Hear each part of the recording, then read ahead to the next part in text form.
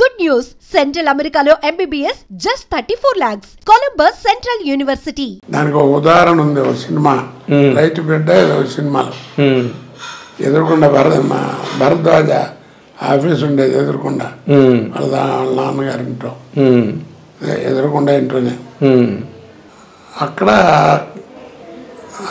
ఉండేది చిల్లర కళ్యాణం వాళ్ళు సినిమా తీస్తున్నారు. నా దగ్గర డేట్లకు వచ్చారు.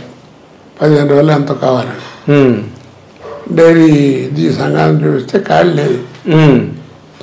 ఏదో ఒక రోజు 2 రోజులు అంటే అడ్జస్ట్ అది లేదు.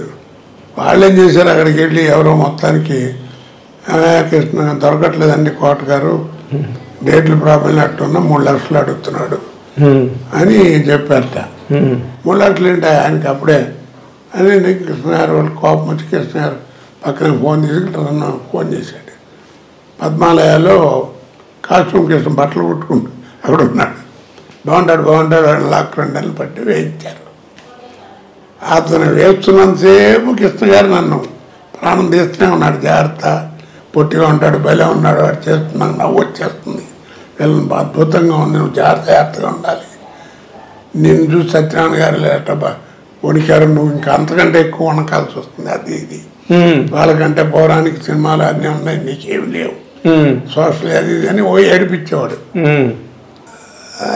ఏం చేస్తామండి నేను అనుకుని ఊరుకునేవాడిని. డేట్లు లేవు కదా, ఏం చేయాలి, కర్మ అటు చెప్పారు చేశారని మనకు తెలియదు కదా. అవును, ఇవన్నీ తర్వాత తెలిసింది. ఆ సినిమా తెనాల్లో చిట్టి అంటారే మహారాజు కొడుకు, అవును, తిరుపతి చిట్టి, వాడు డైరెక్షన్లో రైతు బిడ్డ ఏదో సినిమా చేస్తున్నా. అక్కడ ఈయన హీరో. రైతు భారతమా కాదు, రైతు బిడ్డ లాంటిది ఏదో. Okay okay. సినిమా చేస్తుంటే కోట సినిమా పోయింది, ఫ్లాప్ అయింది, అట్ర ఫ్లాప్. వాళ్ళే రిలీజ్ ఆయనకి రిలీజ్ అక్కడ గుంటూరు దగ్గర షూటింగ్. నువ్వు ఉంటే బాగుండేది అన్నారా అందరూ. అక్కడ కాస్ట్యూమ్ కృష్ణ వేసాడు, మొత్తం పోయింది సినిమా అది అని ఆయన నవ్వుకుంటూ చెప్పాడు. మాట్లాడవేమిటి అన్నాడు. నేను చెప్పాను, ఏముంది సార్, ఒక్కటే నాకు ఎప్పుడు నమ్మేది, 0 క్యాండిల్ బల్బుకి 100 క్యాండిల్ బల్బుకి హోల్డర్ ఒకటే, స్విచ్ చేసినప్పుడు దాన్ని వెలుగు తెరుస్తుంది, ఎందుకంటే ఏం చెప్పాలి అని కృష్ణ గారికి చెప్పారా మీరు? కృష్ణ గారితో అన్నాను. ఆయన ఓ నవ్వు, దుప్పదేగా ఎక్కడ పుట్టొస్తాయని నీకు మాటలని. ఇట్టప్పుడు షూటింగ్ అప్పుడు కూడా జోకులు చెప్తుండేవాడిని కదా. అవును అవునవును, నాకు గుర్తుందండి. దాంట్లో పాపం ఆయన అందులో కొంచెం జోవియల్గా ఉంటాడు, చాలా జోవియల్ మనిషి, స్వాభావికంగానే బాగా మనిషి, ఆయన మంచి మనిషి. వ్యక్తిగతంగా ఎలా ఉన్నా పర్సనల్గా బిహేవియర్ అది బయట అసలు చాలా సరదాగా ఉంటుంది, మంచి తేడా ఏముండదండి, ఎంత చాలా హ్యాపీ అందరితో. అందులో కొంచెం నటుడు బాగా మంచివాడు అంటే కొంచెం గౌరవించి అభిమానిస్తారు, కొంచెం అభిమానం ఎక్కువ ఉండేది. అవును, అప్పుడు ప్రభాకర్ రెడ్డి గారు వీళ్ళంతా. అవునండి. ఇప్పుడు ఎన్టీ రామారావు గారితో మీకు ఇప్పుడు ఆ సినిమా ద్వారా జరిగింది, మళ్ళీ రామారావుతో మీకు సర్దుకుందండి తర్వాత రోజుల్లో, అంతేనా? అలాగా మళ్ళీ ఇంకెక్కడ కలయిక? అప్పుడు రామారావు గారు బ్రహ్మర్షి విశ్వామిత్ర అనుకుంటా సినిమా చేశాడు, ఆయన ఓన్గా తీశారు రామారావే. అవును, అదే ముఖ్యమంత్రి ఎందుకు చేయకూడదని ఆయన బాడీ వీడు ఎందుకని ఓన్గా తీశారు. ఆ సినిమాకి డబ్బింగ్ చెప్పడానికి మద్రాసు వచ్చాడు. చెప్పి వెళ్ళిపోతూ ఎయిర్పోర్ట్లో యాక్చువల్గా ఆయన వచ్చారంటే 100 మంది వస్తారు కదా. అవును కదా.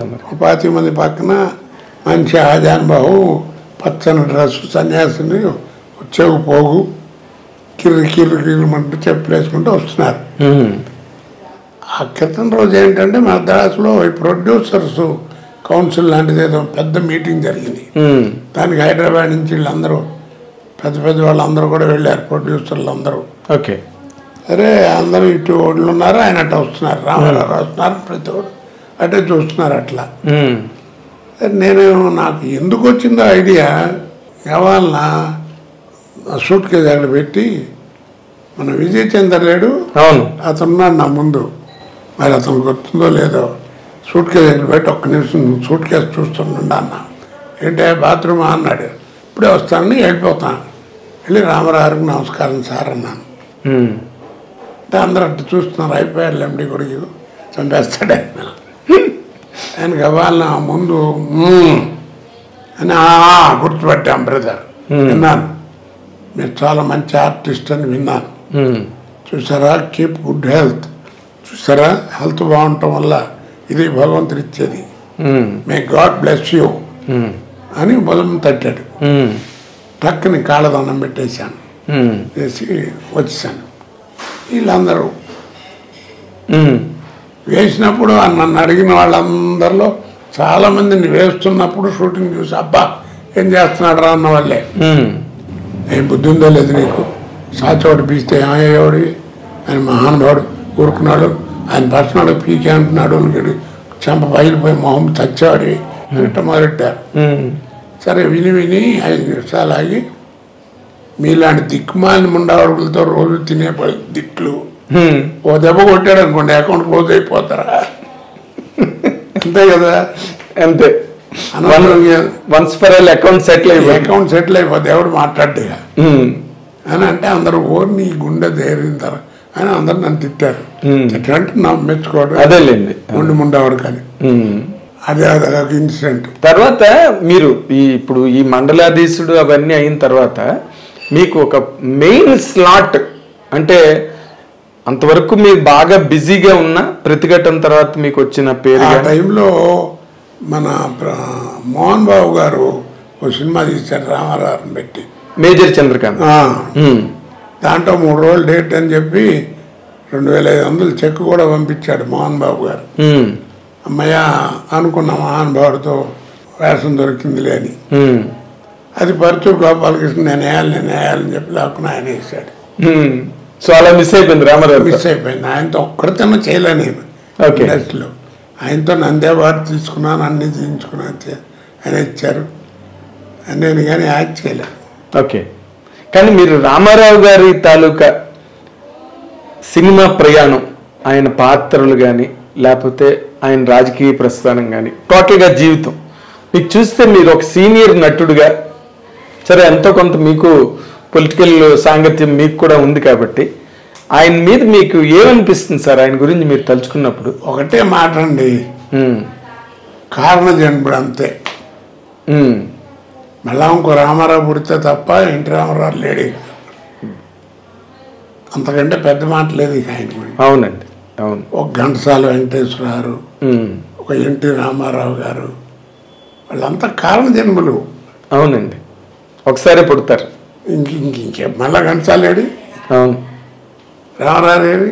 అది ఆ మాట అంటే మరి వాళ్ళ అబ్బాయిలకి వాళ్ళకి కోపం రావచ్చేమో రామారావు, ఆయనక్కడ మహానుభావుడు, వాళ్ళే చెప్తారు కదా నాన్నగారు.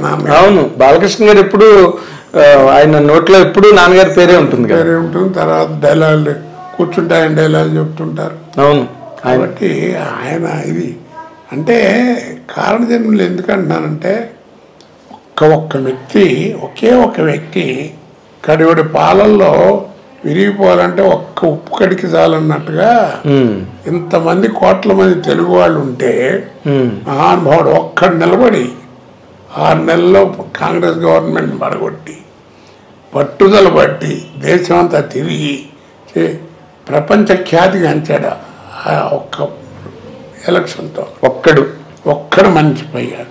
తర్వాత పక్కన చేరిన భజన సమాధానం పక్కన పెట్టండి.